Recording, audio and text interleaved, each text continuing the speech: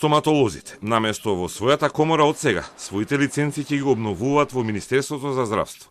Откако министерот за здравство Азир Алију посочи дека потпишал одлука за времено одземање на јавните овластувања на стоматолошката комора.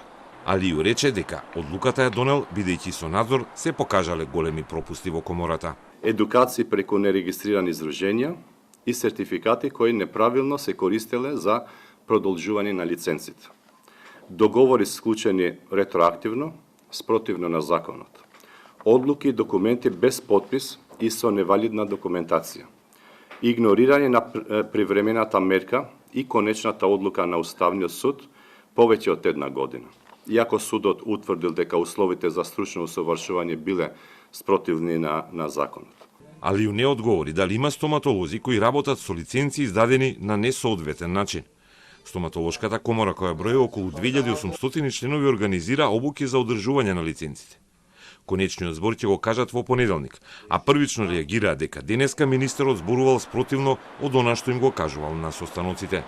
Денеска кажаното е сосема спротивно од се што беше кажувано на нашите средби минатите денови, така да заклучокот може и самите да го донесете, особено што се што беше кажано е во тотална спротивност со вистината и зашто имаме и документи и писмени докази.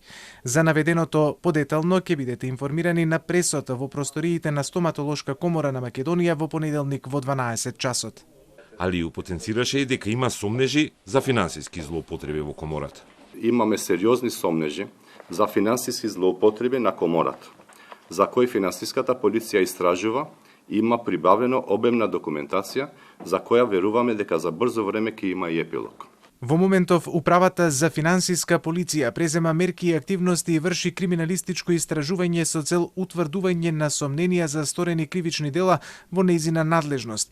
Во таа насока, од страна на овластени службени лица, активно се работи на анализа на податоци и документацијата претходно обезбедена од Стоматолошка комора на Македонија со цел утврдување на евентуални неправилности и инкриминирани дејствија во рамки на надлежноста.